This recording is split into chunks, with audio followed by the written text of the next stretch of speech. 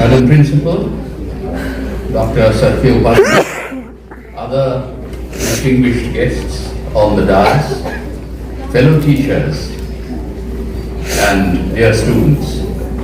I am delighted to be with you this morning as you observe the 75th anniversary of our independence. On the eve of Independence Day, in the evening, I was at Netaji Bhavan, which was the major center of the struggle for freedom before 1947. That evening, we were releasing a book, a posthumous book, written by my mother, Krishna Bose, titled Netaji, Subhash Chandra Bose's Life, Politics and Struggle. I remember that when I was very young, I used to go with my father, Dr. Shishir Kumar Bose, and my mother to various programs where they would address school and college students on 15th August, our day of independence. And they would invariably say that 15th August was both a day of joy and a day of great sadness for us. A day of joy because it was on that day that we became free from nearly 2 centuries of British colonial rule.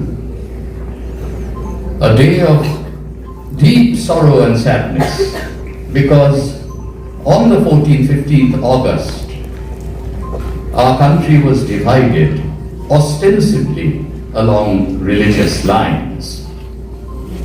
That was accompanied by a great human tragedy, as many Hindus traveled as refugees to what became India, and many Muslims traveled to what at that time had become Pakistan, divided by 1,000 miles of Indian territory. And yet, if one looks at the history of the freedom struggle, then we will see that there were many episodes, many phases of that struggle, where Hindus, Muslims, Sikhs and Christians had fought and sacrificed together so that India may be free. In my brief remarks, I cannot take you through that entire history, but I will tell you a little bit about the very final phase. In 1940, Netaji Subhash Chandra Bose was a prisoner in Presidency Jail. He went on a hunger strike, telling the British, "Release me, or I shall refuse to live." And the British did not want him to die on their hands, so he was sent to his home at 38/2 Elgin Road, and a very close watch was kept on him. I have myself seen the documents which show that at least 14 intelligence agents were tracking who was coming to see him, what he was eating for dinner, and so on. In early December of 1940, Netaji called his nephew, later my father, Shishir Kumar Bose, to his side, made him sit on the bed next to him, and asked a searching question. Amar ekta kaj korte parbe? Now what was that kaj that he was being asked to do? It was to help Netaji plan and execute his escape from India so that he could raise an army of liberation abroad. Finally, after careful planning, my father drove his uncle from Calcutta on the night of 16th, 17th January all the way to Gomo station. Now, Netaji had to be in disguise, and the disguise that he adopted initially was that of Muhammad Ziauddin, a North Indian Muslim traveling around on insurance business. And the purchases for the disguise were done by Mir Akbar Shah, who had come from the Northwest Frontier Province, and my father at the Wachel Molla's shop in central Calcutta. Now, even in disguise, the risk could not be taken for Netaji to be traveling during the day. And so, after driving all night, my father and Netaji reached a place called Baradi in Dhanbad on the morning of 17th January 1941. He stayed hidden during the day, and then once night fell again, he was taken to the Gomo station. And my father has described how his uncle walked across the overbridge at the Gomo railway junction with his typical forceful gait. And then the Delhi Kalka mail came in from Calcutta, and after a little while it steamed off again. And my father could see a garland of lamps moving along to the rhythmic clatter of the train's wheels. Now, my father was in charge of the escape from here in Calcutta. But then the man who received him in Peshawar was Mir Akbar Shah. And he arranged Netaji's travel, a very difficult one, from Peshawar to Kabul. Eventually, from Kabul, Netaji took an Italian disguise as Orlando Mazzotta and traveled first to Moscow in the Soviet Union and then to Berlin. In Europe, he raised an Indian legion, and drawing on soldiers belonging to all religious communities who had been taken prisoner. But then the war situation changed. He had to come to Asia. So he decided to embark on a perilous submarine voyage which took 90 days from Europe to Asia. It included a transfer in a little rubber boat from a German to a Japanese submarine in the middle of the Indian Ocean. Now, who was Netaji's only Indian companion on that submarine journey? It was Abid Hassan, who came from Hyderabad in the south and had been a student in Europe.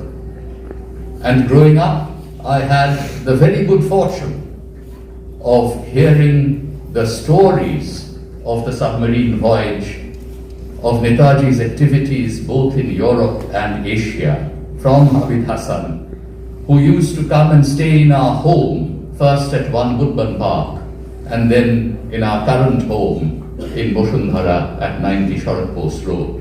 And of course he gave his public speeches at Netaji Bhavan on Elgin Road. One story that Abid Hassan would tell us repeatedly was that once Netaji was invited by the head priest of the Chettiar temple, the Chettiars are a Tamil community in Singapore, to visit their premises. Netaji flatly refused, saying that in your temple even Hindus of subordinate castes are not allowed to enter, not to mention people of other religious communities who are equally near and dear to me. Abid Hassan said that he was mortified because a good contribution to the Azad Hind movement was lost. But then the head priest came back again and said that he was prepared to hold a national demonstration in the premises of the temple, to which everyone will be invited. So Netaji went, flanked by Muhammad Zaman Kiani, the commander of the 1st Division of the Indian National Army, the Azad Hind Fauj, and Abid Hassan, and there were soldiers of the Azad Hind Fauj belonging to all communities. There were civilians, among them South Indian Muslims. Abid Hassan says that the black caps of South Indian Muslims were very evident in the audience. And then Abid Hassan says that Netaji's speech sounded to him like music, a symphony that united everyone and inspired them to fight for India's freedom. And if we look at the soldiers who fought so bravely for freedom in Northeast India, in Manipur and Nagaland, we find that they belonged to every possible community. Who was the man, the INA officer who hoisted the Indian tricolour near Imphal in Moiran on the 14th of April 1944? His name was Shaukat Malik. And who was Netaji's only companion on his final tragic flight in August 1945? His name was Habibur Rahman. And who was the man that Netaji entrusted to build the INA monument to the martyrs of the Azad Hind Fauj? He was a Christian named Cyril John Stracey, who built that monument with the INA's motto, Ittefaq, Etmad, Qurbani, emblazoned on it in record time.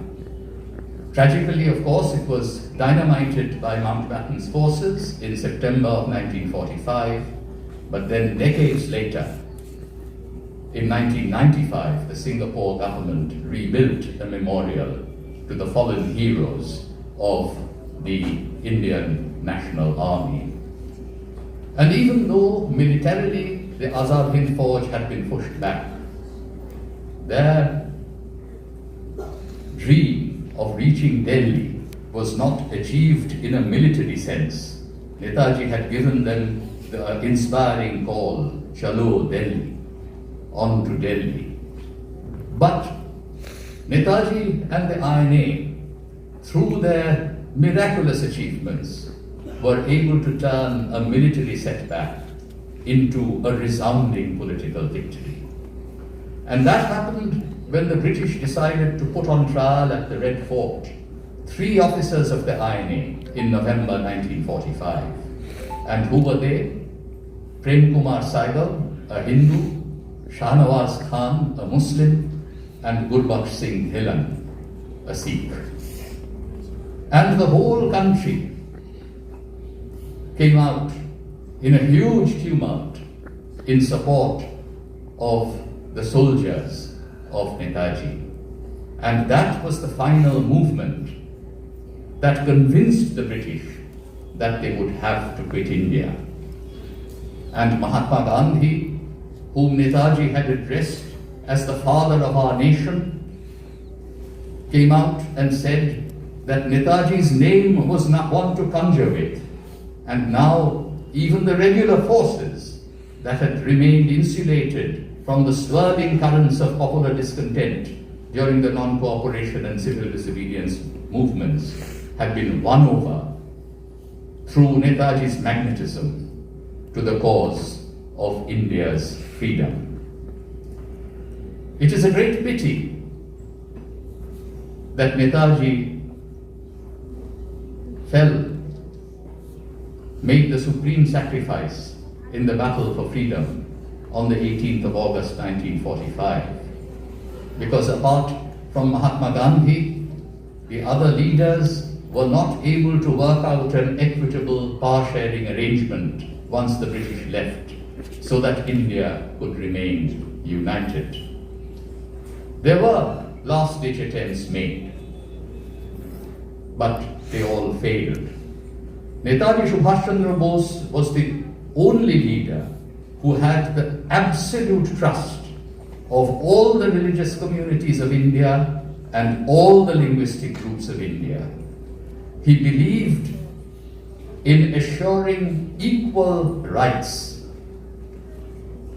and equal respect for all and on the basis of that, he built unity. Since I am speaking at a function of the Calcutta Girls' College, I must emphasize that he believed in the complete equality of men and women, boys and girls. Ever since the late 1920s, he would say that there were three large communities that were being oppressed in India, and these were the laboring masses, the workers and the peasants, the depressed classes, that is those who were the subordinated castes, and the women. And he tried ever since the late 1920s to establish the equality of women. And in the Azad Hind Fauj, he decided to set up a Rani of Jhansi regiment, which was commanded by Lakshmi Swaminathan. And from Lakshmi Swaminathan and also Janaki Thevar, I have heard the stories of the formation of the Rani of Jhansi regiment, and I have also heard the story of how Netaji retreated on foot with the women of the Rani of Jhansi regiment from Burma to Thailand. One of the most moving chapters in my mother's book that I just mentioned is in fact on the heroism of the soldiers of the Rani of Jhansi regiment. I'm very glad that my friend Nadeem has arrived. He's the head of the governing board of the college, right? Yeah. So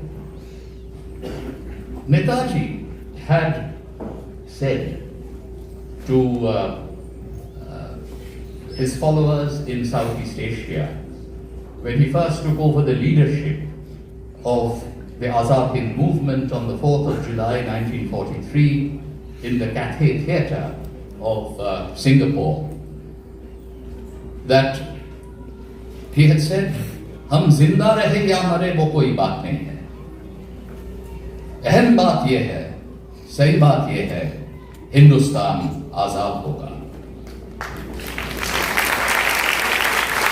And it was through his sacrifice and the sacrifice of Hindu, Muslim, Sikh, Christian soldiers of the Indian National Army that we eventually won freedom.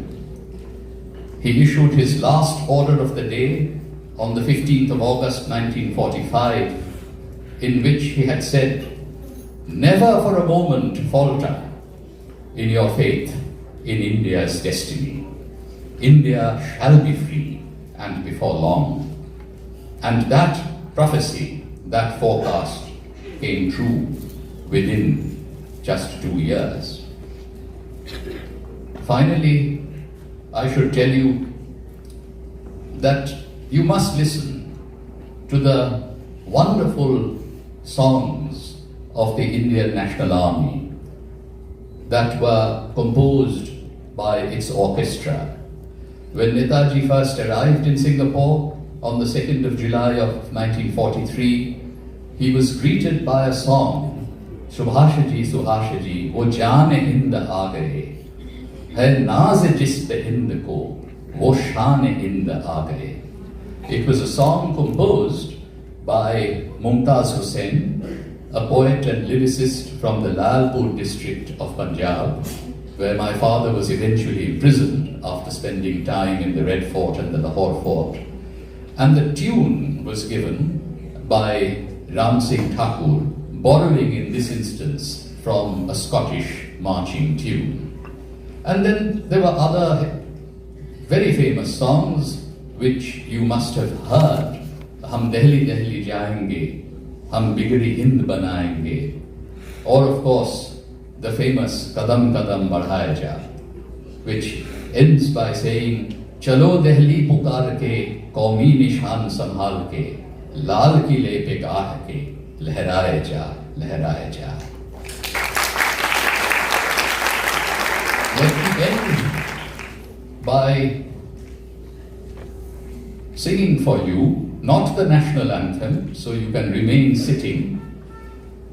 You know, just before the Azad Hind government was proclaimed, on the 21st of October 1943. Netaji, who had chosen Jana Gana Mana Adhinayaka Jai Hai as India's national anthem, wanted a Hindustani version of it, so that most of his soldiers who were from non-Bengali speaking regions, particularly there were large numbers of Punjabis and Pathans in the Azad Hind Fauj and soldiers from northern and western India, they could understand the meaning of Tagore's song. Now, Tagore's original Jana Gana Mana had 5 verses, of which we adopted the first verse as our national anthem. I find the second verse, and in fact all of the verses, to be very, very beautiful. But I just want to remind you of the words of that second verse, what Tagore had composed, and then the Azad Hind version, which had been created by Abid Hassan and Mumtaz Hussain with the help of Netaji, who of course knew the original Bengali, and Abid Hassan and Mumtaz Hussain would render the Bengali lines into a Hindustani version. So this is what Tagore had prayed for. Aharaha tabo avhana pracharita shuni tabo darabani Hindu Buddha Sikh Jaina Parashik Mushalman Krishtani Purab Paschim Ashe Tabo Singhasan Pashe Premohar Hai Gatha. And the Azad Hind Fauj's Hindustani version went thus. Sabke dil mein preet basaye teri meethi vaani har sube ke rehne wale har mazhab ke prani sab bhed aur farak mita ke सब गोद में तेरी आके गुंथे प्रेम की माला. You know, there is so much hatred, so much poison that is being spread in India today. We can only counter that by following Netaji's ideas and bind all of the people of our great country, Hindustan, in a garland of love. Jai Hind.